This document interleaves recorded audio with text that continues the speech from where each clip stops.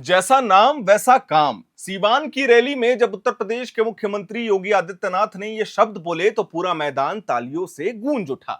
बिना नाम लिए योगी आदित्यनाथ ने जिस अंदाज में राजद उम्मीदवार ओसामा साहब पर निशाना साधा, वो सीधा सियासी संदेश था। बिहार विधानसभा चुनाव के पहले चरण में अब सिर्फ 8 दिन बचे हुए हैं। छठ महापर्व खत्म होते ही राज्य का सियासी तापमान अचानक बढ़ गया है। एनडीए और महागठबंधन दोनों ही गठबंधन के बड़े नेता मैदान में भी उतर चुके हैं। इसी कड़ी में बुधवार को योगी आदित्यनाथ सीवान के रघुनाथपुर पहुंचे, जहां उन्होंने एनडीए प्रत्याशी के समर्थन में एक बड़ी जनसभा को भी संबोधित किया है। भोजपुरी में लोगों का अभिवादन करते हुए योगी बोले, मैं जैसे ही इस धरती पर आया इंद्रदेव की कृपा बरसने लगी है। ऐसा लग रहा है कि भगवान खुद सीवान की जनता पर पुष्प वर्षा कर रहे हैं और एनडीए प्रत्याशी को जीत का आशीर्वाद दे रहे हैं। योगी ने कहा कि यह धरती माता सीता, भगवान बुद्ध, महावीर, गुरु गोविंद सिंह, चाणक्य, डॉक्टर राजेंद्र प्रसाद और जयप्रकाश नारायण जैसे महान विभूतियों की भूमि है। लेकिन कुछ लोगों ने इस गौरवशाली पहचान पर संकट खड़ा कर दिया है। आज का चुनाव उसी पहचान को फिर से पाने की लड़ाई है। उन्होंने आगे कहा कि बीते 20 वर्षों में नीतीश कुमार के नेतृत्व में बिहार ने जो तरक्की की है, वह नए बिहार की पहचान है और इस पहचान को कायम रखने के लिए डबल इंजन की सरकार बेहद जरूरी है। ऐसी सरकार जो अपराध और अराजकता से मुक्त बिहार बन सके। योगी आदित्यनाथ ने विपक्ष पर सीधा वार करते हुए कहा कि राजद ने यहां से जिस प्रत्याशी को मैदान में उतारा है, उसकी पारिवारिक पृष्ठभूमि पूरे देश में जानी जाती है। नाम भी देखो, जैसा नाम वैसा काम। इसके बाद उन्होंने कहा कि यूपी में हमने अपराध और अपराधियों के खिलाफ जीरो टॉलरेंस दिखाया है और अब बिहार को भी यही रास्ता चुनना होगा। योगी ने कहा है कि राजद और उनके लोग आज भी अयोध्या में भगवान श्री राम मंदिर निर्माण का विरोध लगातार करते आ रहे हैं। सीतामढ़ी में मां जानकी मंदिर कॉरिडोर का विरोध करते हैं, लेकिन हमने पहले अयोध्या में दशरथ जी के नाम पर मेडिकल कॉलेज, महर्षि वाल्मीकि के नाम पर एयरपोर्ट और फिर 500 वर्षों के कलंक को मिटाते हुए भगवान श्री राम के मंदिर का मार्ग प्रस्तावित किया है। योगी ने पूरा भाषण विपक्ष पर ताबड़तोड़ हमलों से भरा था। हम आपको बता दें, मंच से लेकर भीड़ तक हर कोई समझ गया था कि इशारा किस ओर है। पूर्व बाहुबली सांसद शहाबुद्दीन के बेटे ओसामा साहब की तरफ था। अब बात करते हैं चुनावी मैदान की। सीवान के रघुनाथपुर विधानसभा क्षेत्र से इस बार राजद ने ओसामा साहब को टिकट दिया है। ओसामा यानी कि दिवंगत शहाबुद्दीन के बेटे। 24 अक्टूबर की शाम थी। रघुनाथपुर के पंजवार गांव के एक टोले में महिलाएं और बच्चे घंटों से इंतजार कर रहे थे। 3 बजे से मंच सजा हुआ था, लेकिन उम्मीदवार अभी तक नहीं पहुंचे थे। गांव की एक महिला मीना देवी बोली, जब आएंगे तब पता चलेगा कौन आ रहे हैं। अभी तक तो बस चावल मिलता है, गरीब आदमी को कुछ नहीं। शाम करीब 5:30 बजे गुलाबी कुर्ते में महंगी गाड़ियों के काफिलों के साथ ओसामा पहुंचे। सड़क किनारे खड़े बच्चे ताली बजाने लगे। लोगों के बीच चर्चा थी कि यह वही शहाबुद्दीन का बेटा है जो कभी सीवान का सियासत का सबसे ताकतवर चेहरा माना जाता था।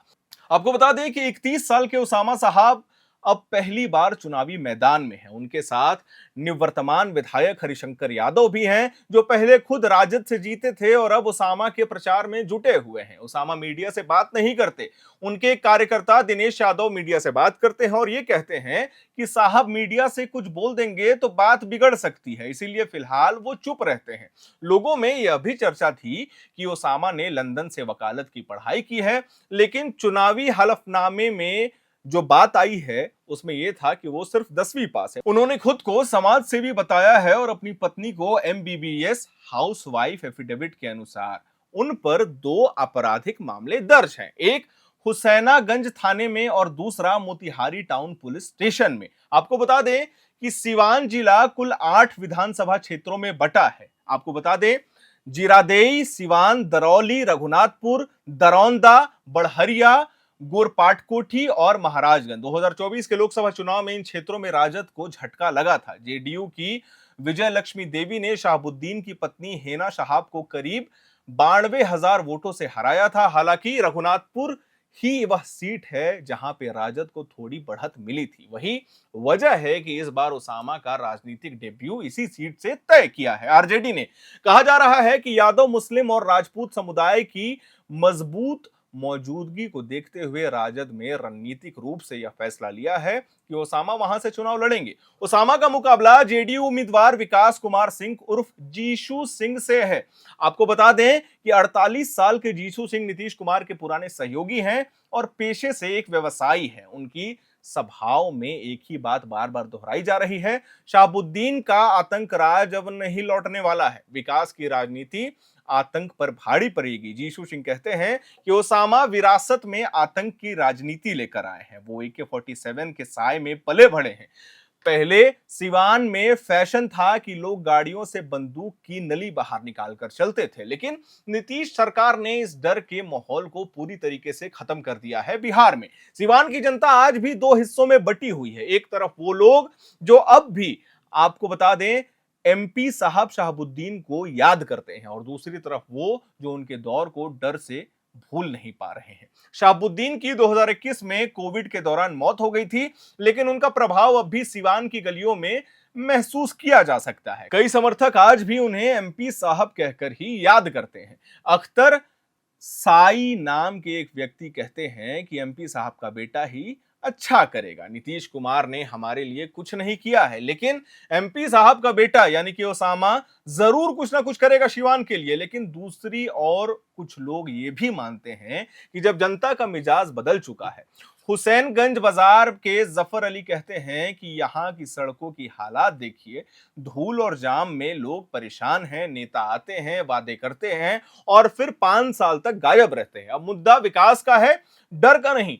24 अक्टूबर को जब गृह मंत्री अमित शाह सिवान में एनडीए प्रत्याशियों के समर्थन में पहुंचे तो उन्होंने भी शहाबुद्दीन परिवार पर तीखा हमला बोला। शाह ने कहा कि लालू यादव ने शहाबुद्दीन के बेटे को टिकट दे दिया है, लेकिन मैं सिवान वालों से कहना चाहता हूं, अब नरेंद्र मोदी और नीतीश कुमार का राज चलता है बिहार में।